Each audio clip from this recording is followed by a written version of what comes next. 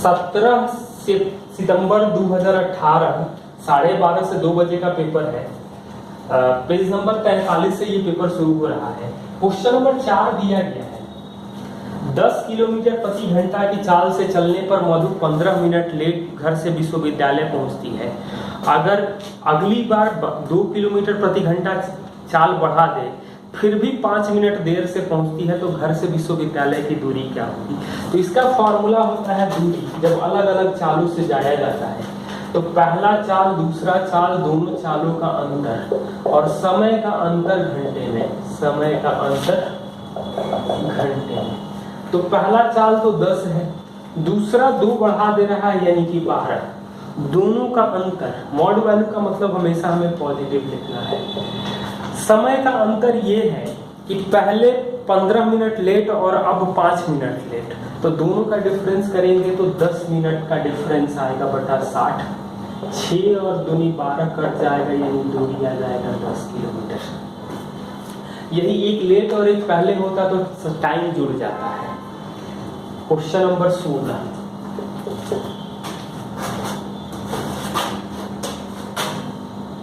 ABC, ये 72 degree दिया है, ये 69 डिग्री दिया गया है, ये x है, तो x का मान क्या होगा ACD।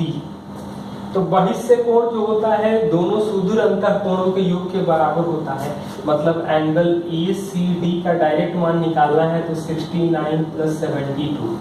आसान तरीका तो ये है, या दूसरा तरीका हम लोग ये कर सकते हैं कि इन त्रिभुज के तीनों कोणों का योग 180 डिग्री होता है, इन दोनों को जोड़ दें, जो आए उसमें से 180 घटा दे तो तीसरा मिल जाएगा और इसमें से 180 घटा दे तो ये कैलकुलेशन बड़ा होगा। वैसे कोण सुदूर अंतः कोणों के योग के बराबर होते हैं। क्वेश्चन नंबर 17, 72 मीटर, 30 मीटर और 78 मीटर भुजा वाले त्रिभुज को 20 पैसा प्रति मीटर स्क्वायर की दर से समतल कराने का लागत क्या है। तो इसको अनुपात में बांटेंगे तो 12, 5, 13 दिख रहा है, 6 से भाग देंगे तो आप लोग ट्रिपलेट याद रखिए। जैसे ट्रिपलेट होता है 3, 4, 5, 5, 12, 13, 7, 24, 25, 8, 15, 17, 9, 40, 41, 20, 21, 29 और भी बहुत सारे होते हैं, 12, 35, 37, 11, 60, 61 और भी मिलेंगे, लेकिन जनरली हम लोगों को यही 6 की ज्यादा जरूरत आती है और इसके मल्टीपल भी होते हैं। मतलब ये 5, 12, 13 है, बड़ा नंबर दिखाई दे तो हम लोग पहले उसको छोटा करते हैं, मतलब ये समकोण त्रिभुज है और समकोण त्रिभुज का जो क्षेत्रफल होता है 1/2, आधार 72 होगा और ऊंचाई 30 होगा, मतलब उल्टा हो सकता है क्योंकि कर्ण का कोई मतलब नहीं है। तो ये भाग देंगे तो 36 × 30 ये एरिया आएगा मीटर स्क्वायर में। तो 20 पैसे का मतलब होगा कि 1/5 रुपये, तो खर्च जो आएगा वो 36 × 30 × 1/5 यानी 6 बार में घटेगा तो खर्च आ जाएगा 216। थोड़ा सा कॉन्सेंट्रेट रहेंगे तो आप लोग इस तरह के सवाल देख के लिख सकते हैं, या एक ही स्टेप में आप लोग सीधा सीधा एरिया ना निकाल के वहीं पर खर्च निकाल दिया कीजिए। अगला सवाल देखिए आप लोग, क्वेश्चन नंबर 18, यहाँ पे भी यही मिला। एक शंकु की ऊंचाई दे रखी है 24 और तिरछी ऊंचाई दिया गया है 25 सेंटीमीटर, पाई दिया गया है 22/7। तो शंकु का वक्र पृष्ठीय क्षेत्रफल क्या होगा। तो साफ साफ दिख रहा है कि 24, 25 है, मतलब त्रिज्या जो होगी वो 7 होगी। अभी हम लोग देखें, नहीं याद रखेंगे तो आपको बार बार निकालना पड़ेगा। याद रखिए, और यही ये तो होते ही हैं और इनके मल्टीपल भी होते हैं, तो आपको मल्टीपल की कोई प्रॉब्लम नहीं होगी। आप प्रॉब्लम है तो आप डिवाइड करके छोटा कर लीजिए और चेक कर लीजिए कि आ रहा है कि नहीं आ रहा है, तो मल्टीपल भी होगा। तो वक्र पृष्ठीय क्षेत्रफल शंकु का होता है πRL, मतलब 22/7 × 7 × 25। 22 को 25 से गुणा करेंगे तो 550 मीटर स्क्वायर आ जाएगा। 16, 24, 36, 52, 54 का एलसीएम क्या होगा। एलसीएम क्या होगा, ऑप्शन दिया गया है 5216, 5616, 432 और 5618। तो पहला तो कंडीशन ये है कि 36 है, 54 है, 52 है, तो ये तो साफ साफ 16 भी है। तो साफ साफ दिख रहा है 36 से कटने का मतलब है कि 9 से कटेगा। तो पहले हम लोग ये छांट दें कि कौन कौन 9 से नहीं कटेगा।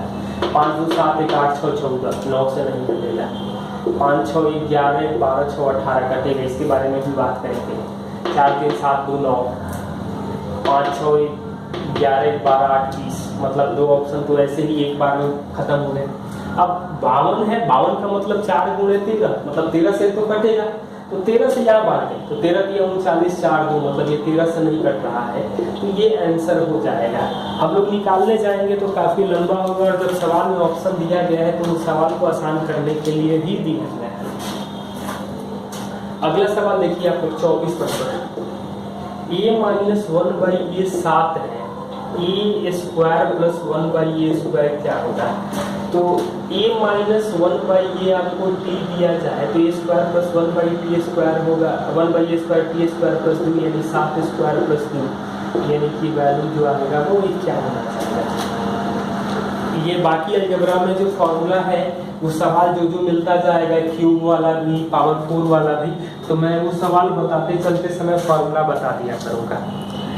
अगला सवाल है, ये प्राकृत संख्या को 9 10 12 15 से भाग देने पर प्रत्येक दशा में शेष 3 बचता है, तो ऐसी सबसे छोटी संख्या क्या है? और ऑप्शन दिया गया है 123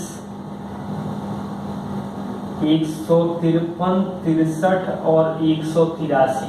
तो 3 शेष बचता है, तो सबसे पहला काम करें कि हम ऑप्शन में से 3 घटा दें। तो जब ऑप्शन में 3 घटा देंगे तो हमें मिलेगा 120 150 60 और 180। किससे कटना चाहिए? तो ये दिया गया है 9 10 12 15, 9 10 12 15, तो कौन ऑप्शन है जो इनकी सबसे कट रहा है? तो 120 150 और 60 तो 9 से नहीं कटेगा, तो एक ही ऑप्शन 160 है, मतलब आंसर जो आ जाएगा वो 183 आ जाएगा। कृतिका प्रत्येक माह 30% किराए पर शेष का 60% घरेलू खर्च करती है और प्रत्येक महीने 63 रुपया बचत करती है, तो मासिक आय क्या है? यहाँ जब शेष का दिया जाए, पिछले पेपर में हम लोग एक सवाल देखे थे तो वहां पर कुल का ही दिया था।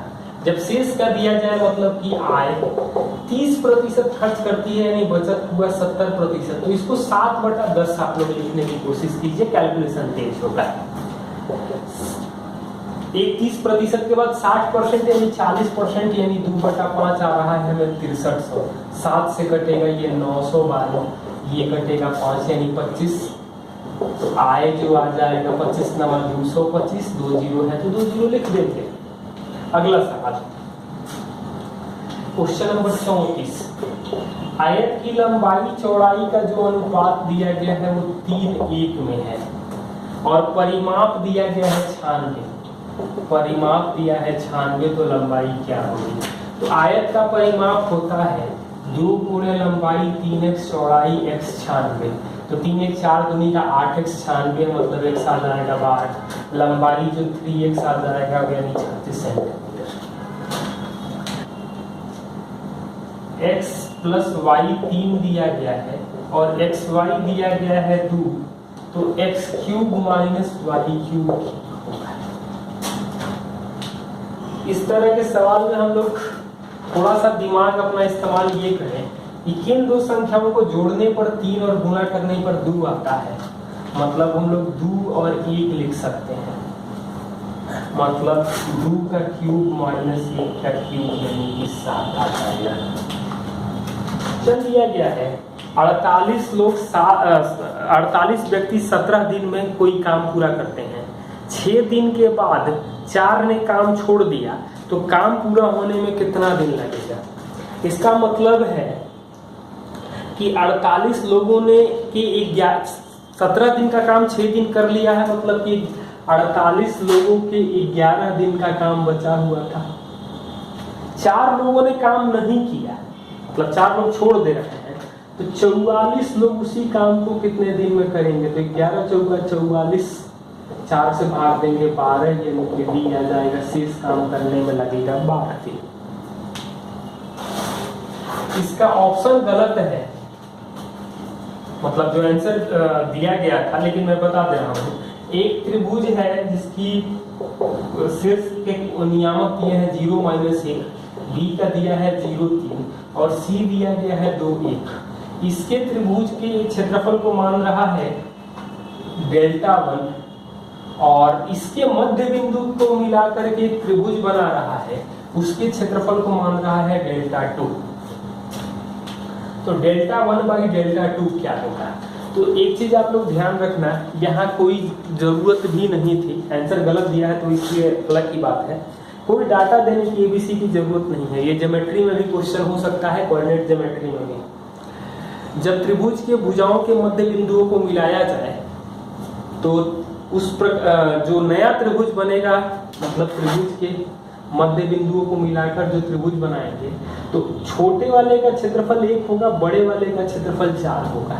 यानी जो रिजल्ट आएगा, बड़े वाले का 4 होगा, छोटे वाले का 1 होगा। और रेशियो में ध्यान रखिए कि किस सीक्वेंस में पूछा गया है, उसका एक इंपॉर्टेंस होता है। क्वेश्चन नंबर 50, कितने मूलधन का 6% दर से 10 साल का साधारण ब्याज 120 रुपया होगा? तो साधारण ब्याज हमेशा बराबर गति से बढ़ता है। 10 साल 6% बढ़ेगा, यानी कि 60% हमें साधारण ब्याज मिल रहा है 120। 60% 120 मिल रहा है, मतलब 1% दू है, और मूलधन हमेशा 100% होता है। तो 100% होता है, यानी कि मूलधन जो आ जाएगा वो 200।